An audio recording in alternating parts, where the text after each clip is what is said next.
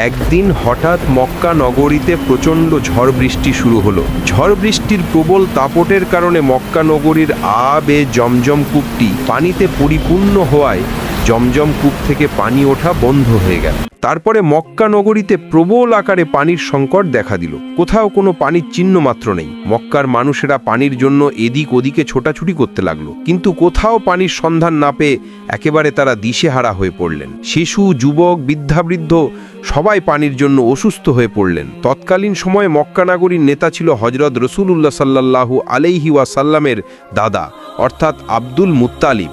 পানির সংকটের জন্য দিশেহারা হয়ে তারা সবাই তাদের নেতা আব্দুল মুত্তালিবের কাছে উপস্থিত হলেন। আব্দুল মুত্তালিবের কাছে উপস্থিত হয়ে সবাই তাকে বললেন, আপনি আমাদের নেতা, আপনি যেভাবেই হোক আমাদের পানির ব্যবস্থা করুন। আপনি জমজম কূপ থেকে পানি উত্তোলন করার ব্যবস্থা করে দিন। আমাদের মনে হয় আপনি ছাড়া আর কেউই জমজম কূপ থেকে পানি উত্তোলন করার ব্যবস্থা করে দিতে পারবে না। উপস্থিত বললেন, আমরা যদি জমজম কূপ থেকে পানি না পাই তাহলে সবাই অসুস্থ হয়ে মারা যাব। এই কথা শুনে আব্দুল মুত্তালিব ভীষণ চিন্তিত হয়ে পড়লেন। তিনি মনে মনে ভাবতে লাগলেন কিভাবে জমজম কূপ থেকে পানি উত্তোলন করা যায় এবং কিভাবে পানি উত্তোলন করার ব্যবস্থা করা যায়। কিন্তু তিনি কোনো চিন্তা করেই কুল কিনারা পেল না, কোনো আলো দেখতে পেল না। তখন তিনি মহান আল্লাহ তাআলার দরবারে দুইখানা হাত উত্তোলন করে দোয়া করলেন এবং বিভিন্ন ধরনের মান্যত করলেন, কিন্তু কোনো দোয়া ও মান্যত আল্লাহর দরবারে কবুল হলো না। শেষ পর্যন্ত আব্দুল মুত্তালিব দিশেহারা হয়ে মহান আল্লাহ তাআলার দরবারে দোয়া করে বললেন, হে মহান রব্বুল আলামিন, আপনি জমজম কূপ থেকে পানি উত্তোলন করার ব্যবস্থা করে দিন। বিনিময়ে আমি আমার 10 সন্তানের মধ্য থেকে একটি সন্তানকে আমি আল্লাহর রাস্তায় কুরবানি করে দেব।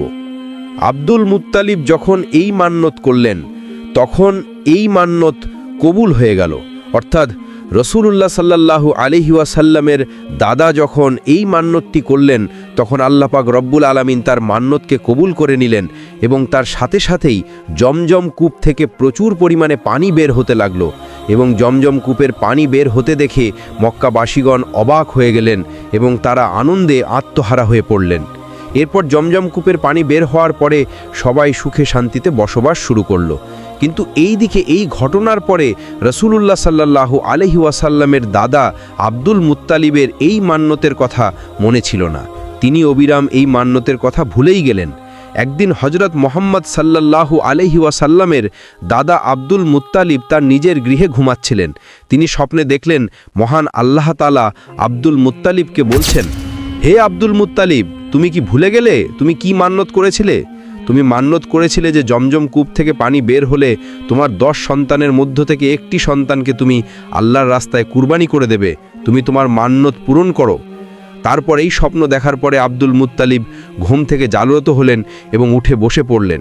তারপর তিনি চিন্তা করতে লাগলেন, সত্যিই তো আমি মান্যত করেছিলাম যে জমজম কূপ থেকে পানি বের হলে আমি আমার 10 সন্তানের মধ্য থেকে একটি সন্তানকে আমি আল্লাহর রাস্তায় জবাই করে দেব, কিন্তু আমি আমার মান্যতের কথা বেমালুম ভুলেই গিয়েছি।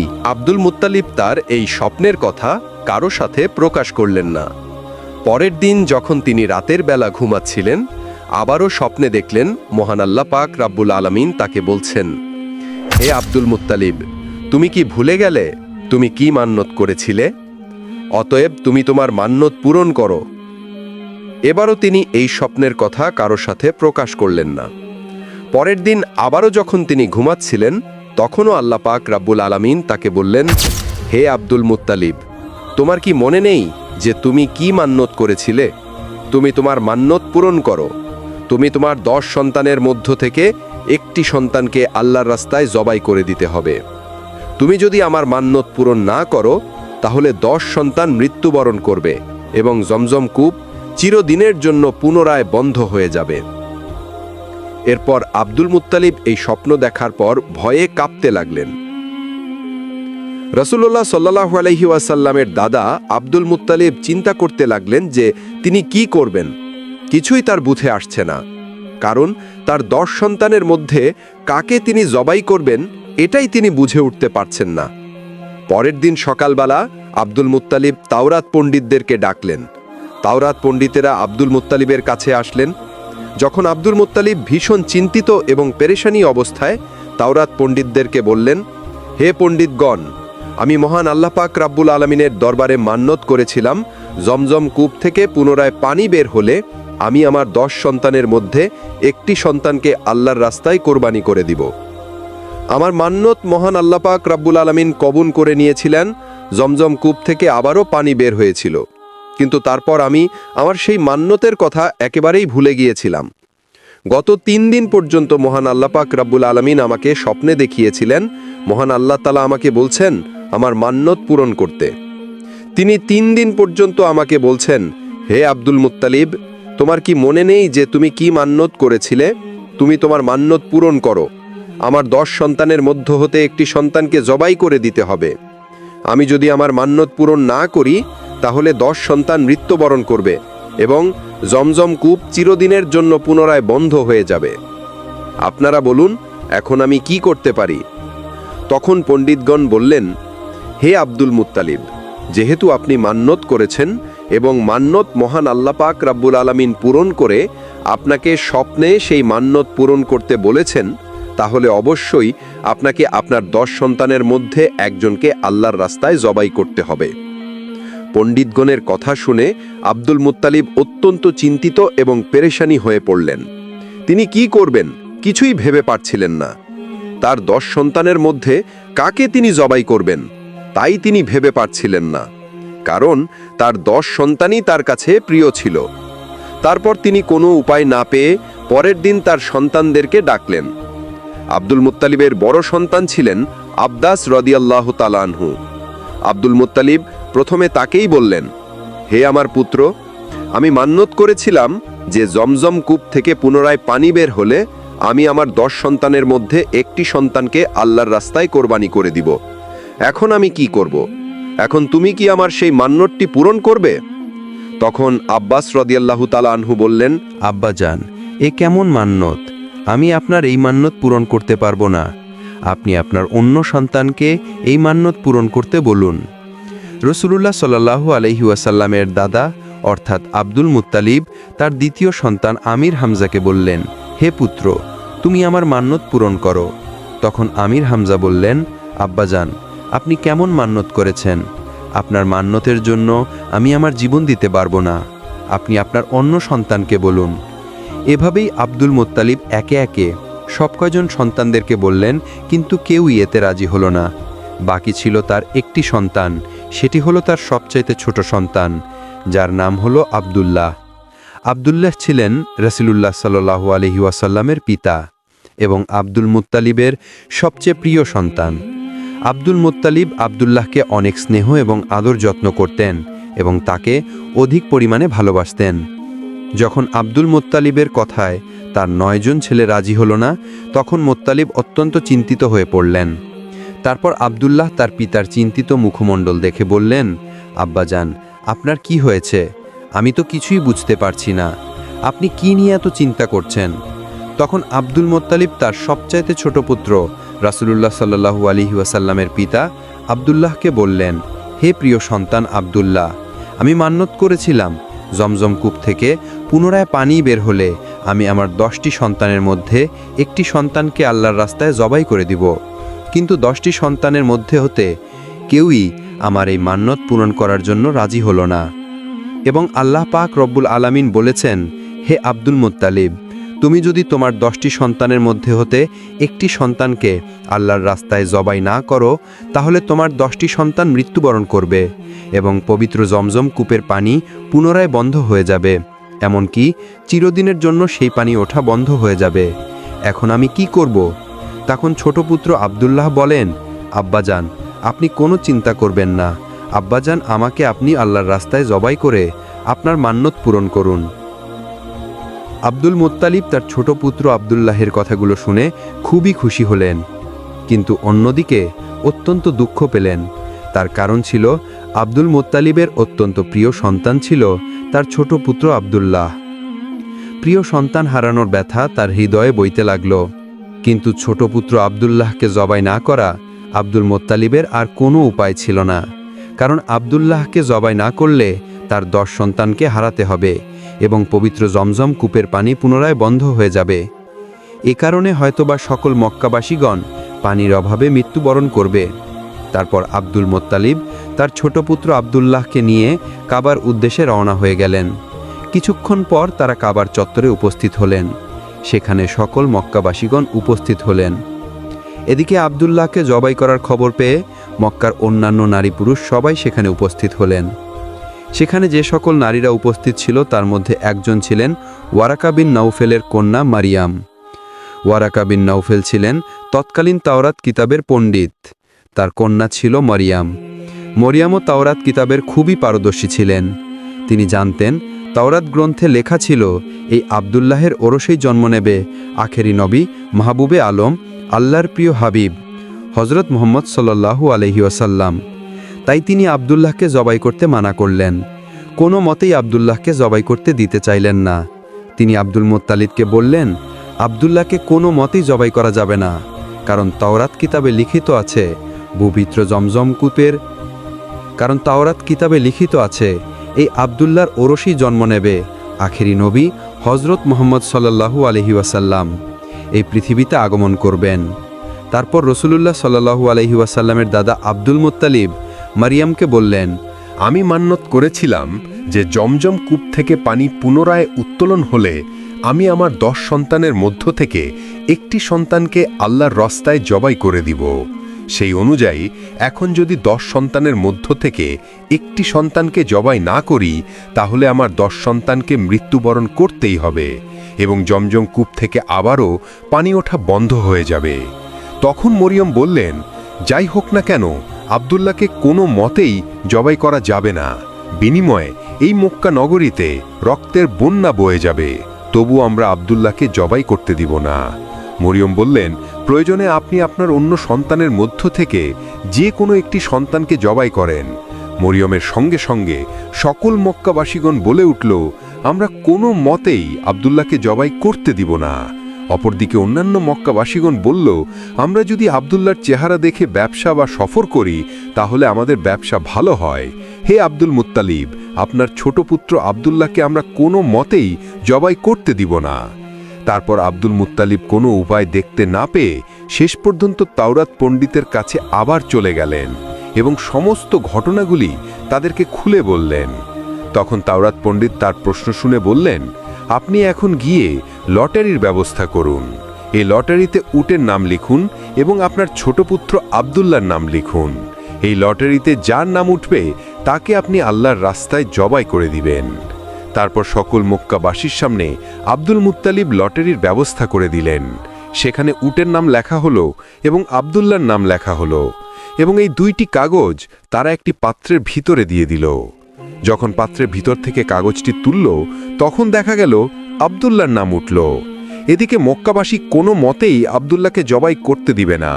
আবারও লটারির ব্যবস্থা করা হলো এবং কাগজ তুলে দেখা আবারও আব্দুল্লাহর নাম উঠল।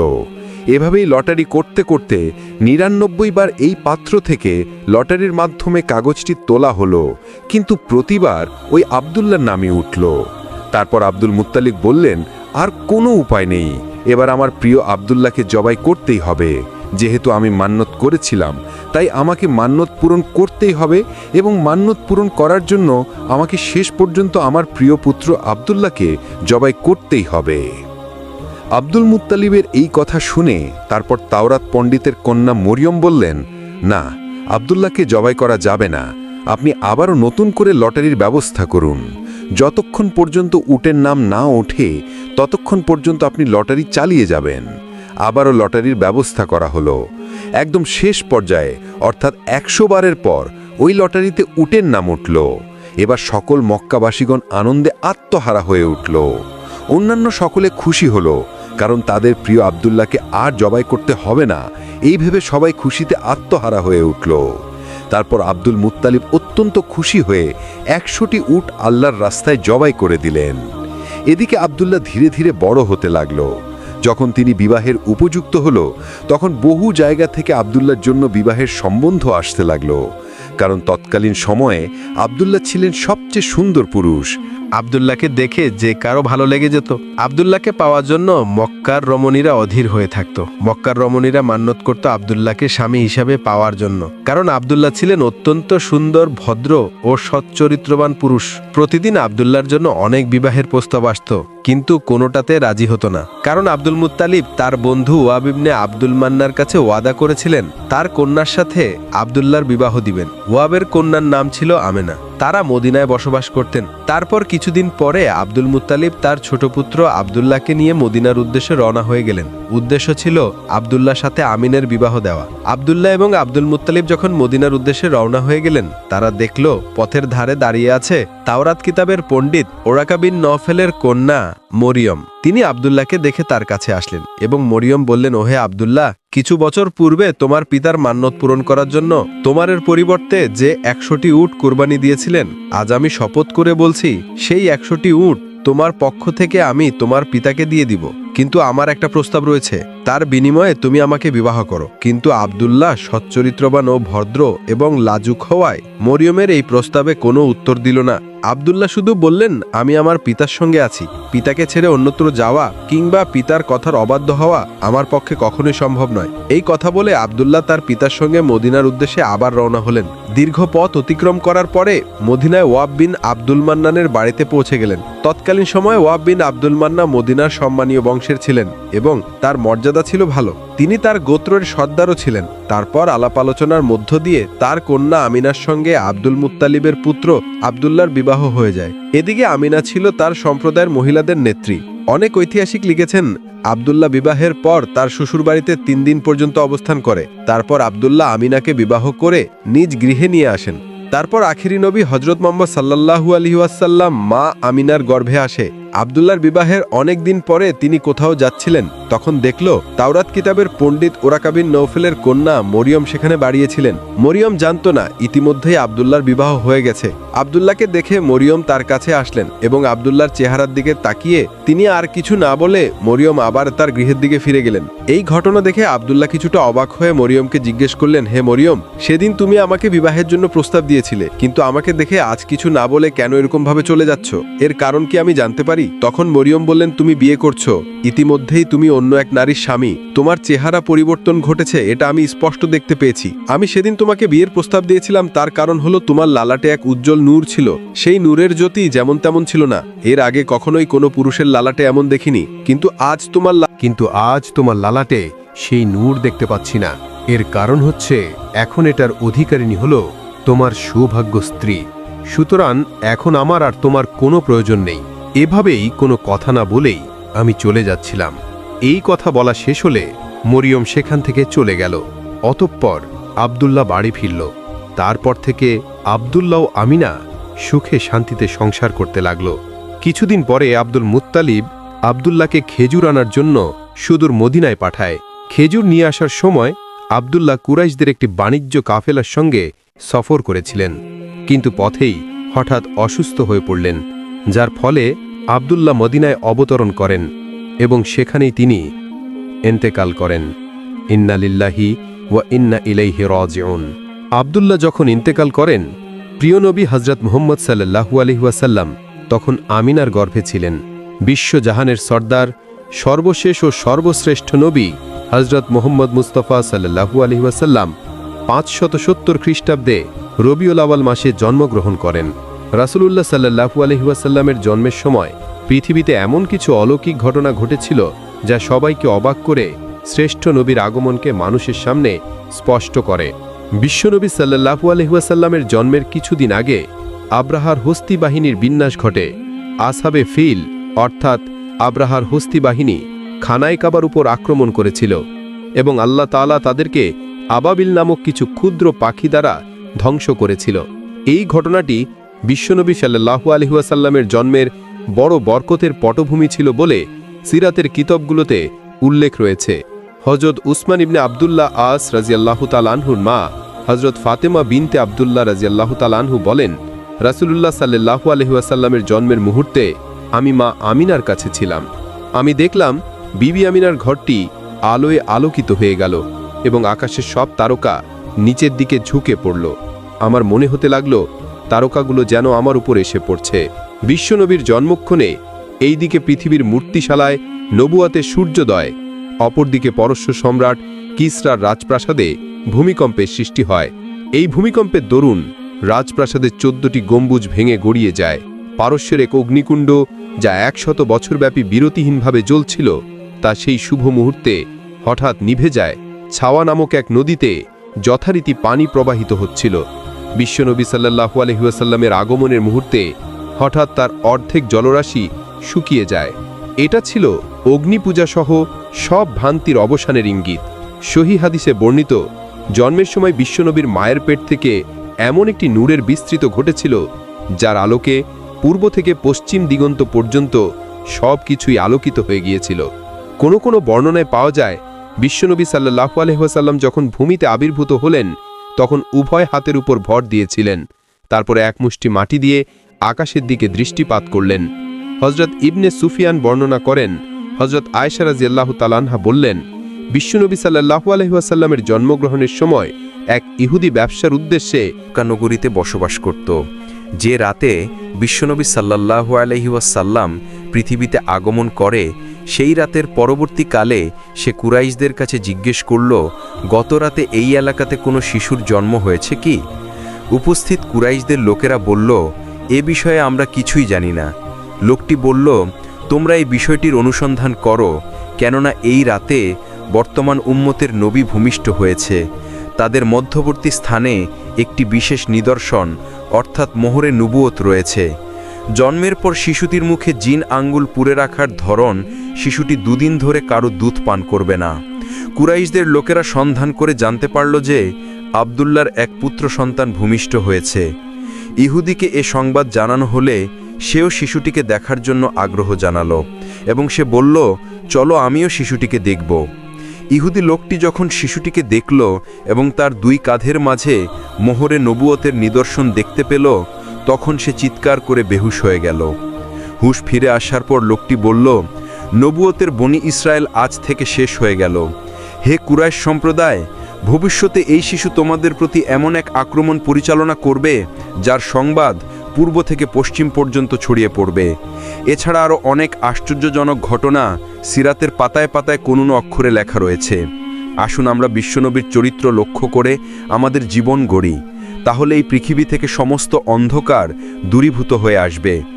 আল্লাহ পাক রাব্বুল আলামিন যেন আমাদের সকলকে প্রিয় নবী হযরত মুহাম্মদ সাল্লাল্লাহু আলাইহি ওয়াসাল্লাম এর দেখানো পথে চলার তৌফিক দান করেন। সকলে কমেন্ট বক্সে লিখুন, আমিন।